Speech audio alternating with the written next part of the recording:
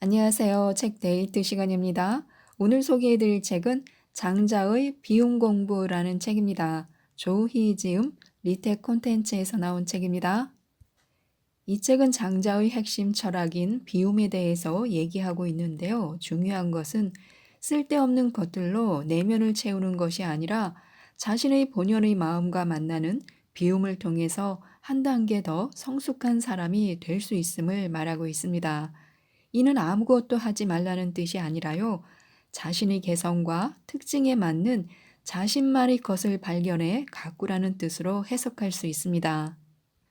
배움을 강조하는 공자가 우리를 압박한다면요. 비움을 중시하는 장자는 우리에게 휴식을 줄 것이라고 하는데요. 지금부터 몇 가지만 살펴보도록 하겠습니다. 어떻게 쓰느냐에 따라 운명이 정해집니다. 살아가면서 중요한 것은 안목입니다. 안목은 남이 바라보지 못한 것을 바라볼 줄 아는 능력인데요. 다이아몬드도 그것을 보석으로 바라보는 안목이 없으면 한낱 돌덩어리일 뿐입니다. 사람이 어떻게 쓰이느냐에 따라서 그 지위와 성패가 좌우되기도 합니다. 그래서 우리는 두 가지를 잘해야 합니다. 첫째는 자기 자신을 바라보는 안목인데요. 자기 자신에 대해서 얼마나 잘 알고 있는지 살펴봐야 합니다. 손자는 손자병법에서 지피지기면 백전백승이라고 했습니다. 자신을 잘 아는 사람은요, 패하지 않습니다. 둘째는 타인을 잘 알아보는 안목인데요. 군자는 남이 자신을 알아주기를 바라지 않고 자신이 남을 알아보지 못함을 경계한다는 말을 했습니다. 이 말처럼 타인의 능력과 재능을 알아볼 줄 아는 안목을 지녀야 더 큰 목표를 이룰 수 있습니다. 세상은 더불어 사는 것이기 때문입니다. 이렇게 남과 자기 자신을 잘 아는 사람은요, 무슨 일을 하든지 형통할 수 있고요, 어떤 길을 걸어가든지 평탄한 길이 될 것임이 분명합니다. 좋은 나무가 먼저 죽는다. 송나라 형지 땅에서는요, 가래나무, 잣나무, 뽕나무가 잘 자랍니다. 사람들은 기다렸다가 나무의 둘레가 한 뼘 이상으로 자라면요, 베어다가 원숭이를 매는 말뚝으로 사용합니다. 서너 뼘 이상 나가는 나무들은요, 대들보감으로 베어지고요, 7 내지 8뼘에 이르면요, 높은 사람이나 부자들이 관을 만드는 재료로 쓰입니다. 형제의 나무들은 뛰어난 제목들이어서 이처럼 하늘이 내린 수명을 다하지 못하고 도끼나 자귀에 찍혀 쓰러집니다. 나무로 보자면요, 보기 좋은 나무들은 모두 그 나무가 완전히 자라기 전에 여러 가지 용도로 사용됩니다. 우리도 재능이 보이는 사람은요, 어렸을 때부터 무언가를 하도록 압박이 들어오기 마련입니다. 하지만 너무 초기의 압박 때문에 미처 꽃 피우지 못하고 그대로 시들어 버리는 경우도 많습니다. 우리는 인생 전체 동안 즐거운 삶을 살기를 바랍니다. 그러기 위해서는 적당한 시기에 세상에 나가 쓰임 받는 것이 옳습니다. 장자는 이를 경계하여 이런 글을 남긴 것입니다. 인생은 속도가 아니라 방향입니다. 무조건 일찍 성공 가도를 달린다고 해서 마지막까지 행복한 삶을 살 것이라는 보장은 어디에도 없습니다. 모두가 단점이라고 말하는 것도 어느 순간엔 장점이 될 수 있고요. 그렇기 때문에 자신의 단점만을 보고 채찍질하며 조바심을 내는 것은 어리석은 일입니다. 방향에 맞게 가고 있다면요. 누구에게나 기회의 순간이 찾아오기 마련이고요.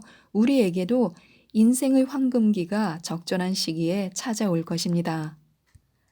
아무것도 하지 않아야 합니다. 남해의 임금을 숙이라 하고 북해의 임금을 홀이라 하며 중앙의 임금을 혼돈이라 합니다. 숙과 홀이 때마침 혼돈의 땅에서 만나게 되었는데요. 혼돈은 이들을 극진히 대접했습니다. 숙과 홀은요, 혼돈의 정성 어린 대접에 보답할 궁리를 했습니다. 사람에게는 7개의 구멍이 있어서 그 구멍을 통해 보고, 듣고, 먹고, 숨을 쉬는데 혼돈에는 이것이 없어 불편할 거야. 우리가 그를 위해 구멍을 뚫어주자. 숫과 홀은 날마다 혼돈의 몸에 구멍 하나씩을 뚫었습니다. 이래가 지난 후 혼돈은 죽고 말았습니다. 사람은 저마다의 특성이 있습니다. 나에게 좋은 것이 남에게도 좋으리라는 법은 없습니다. 초식 동물이 풀을 먹고 육식 동물이 고기를 먹듯이 저마다 주어진 본능과 해결책이 있는 법입니다. 이것을 순리라고 하는데요. 순리를 거스르는 일은 아무리 좋은 뜻으로 해도 좋지 않은 결과를 불러옵니다. 무엇인가를 이루기 위해 애쓰지 않는다. 요 임금이 말했습니다.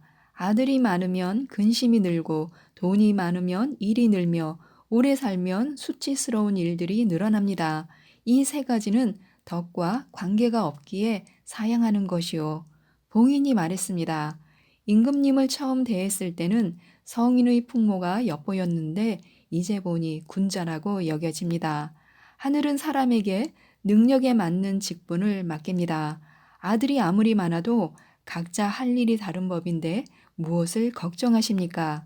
또한 부자가 된다 해도 남과 나눌 줄 알면 근심할 일이 아닙니다.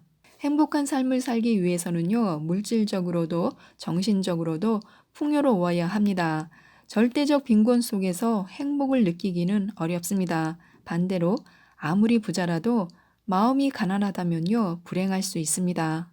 요 임금은 아들이 많은 것, 부자가 되는 것, 장수하는 것을 거절했습니다. 하지만 장자의 입장에서 보자면 그것들은 아무런 장애가 되지 않는 것들입니다. 오히려 그것을 거절하는 것이 어리석게 여겨진 것입니다. 인위적인 지혜로 세상은 혼란에 빠졌다. 장자는 자연스러움을 강조했는데요. 그가 말하는 자연은 그저 산과 바다뿐만이 아니라 인간과 인간 사이에서 일어나는 조화이기도 합니다. 우리는 각자의 성격과 뜻을 갖고 태어났는데요. 세상에 똑같은 사람은 없기 때문에 이를 수용해야 한다고 장자는 말했습니다. 다른 사람이 감정에 맞춰 사느라 힘든 사람은요, 이 점을 기억해야 합니다. 자기 자신의 감정에 대한 책임은 그 자신에게 있다는 것입니다.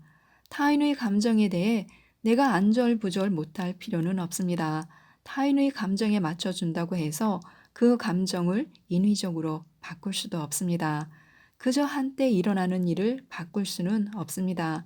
그냥 그렇구나 하고 지나쳐 버리는 게 상책입니다. 모든 사람은요, 각자 생각이 다릅니다. 절대로 두 사람이 같은 생각을 가질 수가 없는데요. 그렇기 때문에 서로 다른 생각으로 갈등을 겪을 필요는 없습니다. 꼭 보고 싶지 않은 사람은 안 보면 되는 것이고요. 봐야 할 사람은 그저 다름을 인정하면 되는 것입니다. 내 생각과 내 행동으로 상대방이 변하지는 않습니다. 그 사람이 스스로 변하려고 할 때 변합니다. 벼랑에 이르러야 바다를 봅니다. 작은 것에 갇힌 사람은요, 큰 것을 모릅니다. 장자는 재주가 부족한 사람을 개구리나 여름 벌레 등의 비유해 설명했는데요. 자신이 있는 세계가 전부인 줄 알지만 더 나아간다면요, 훨씬 크고도 넓은 세상이 있다는 것을 알게 된다는 것입니다. 별일 아닌데도 화를 내거나 안으로 상처를 받는 사람이 있습니다. 자동차 운전 중에 불쾌한 일을 당하면요, 그냥 지나치지 못하고 보복 운전을 합니다. 우리는 살면서 많은 불쾌한 상황을 당하는데요. 그런데 어떤 사람은 그냥 지나치고 어떤 사람은 민감하게 반응합니다. 특히 인간관계에서는 아주 작은 일로도 크게 상처를 받는 사람이 많습니다. 마음이 좁으면 상처를 받기 쉬운데요.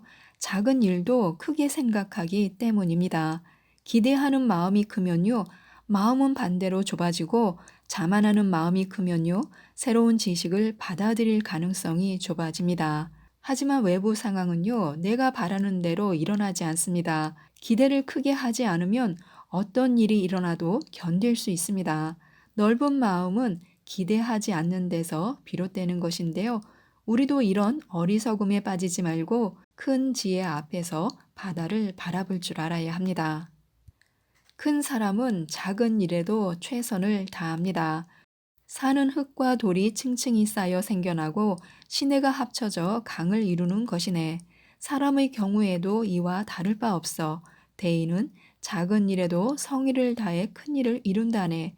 그러므로 대인은 자기의 주장이 있더라도 다른 사람의 의견을 귀담아 듣고 마음에 다짐한 바가 있어도 다른 사람의 생각을 무시하지 않는다네.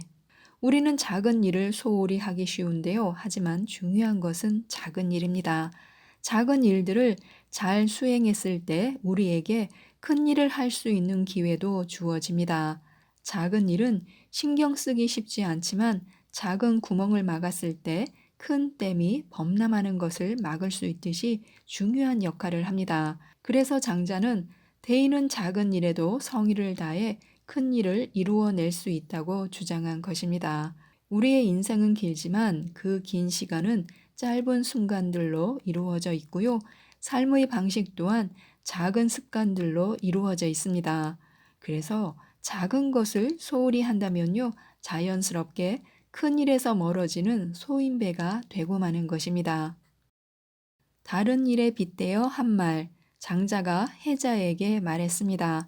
공자는 나이 60살에 이르기까지 60번이나 사고 방식이 변화하였다네. 처음에 옳다고 하던 것을 끝에 가서는 부정한 것일세. 오늘 옳다고 말하고 있는 것이 지난 59년 동안 부정하던 일이 아닌 것이 거의 없네. 인류의 성인으로 꼽히는 공자조차도 자신의 사고방식을 60번이나 바꾸었다는 뜻입니다. 한마디로 융통성이 있었다는 이야기인데요. 자신의 생각일지라도 잘못되었다는 판단이 든다면 과감하게 그 생각을 고쳤다는 이야기입니다. 젊었을 때의 생각은 틀린 게 많을 수도 있습니다.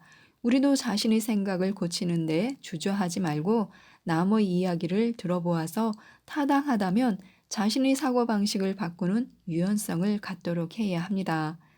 사고방식을 바꾸라는 말은요, 항상 180도의 전환이 필요하다는 뜻이 아닙니다. 오히려 1도의 관점 전환과 1%의 변화만으로도 충분한 경우가 더 많습니다. 지금까지 이 책에 대해서 말씀드렸는데요. 이 책을 꼭 읽어보시고요. 장자의 비움 철학을 배우셔서 자신만의 것으로 만들어 멋진 현실을 만들어 가셨으면 좋겠습니다. 이상 책데이트였습니다. 감사합니다.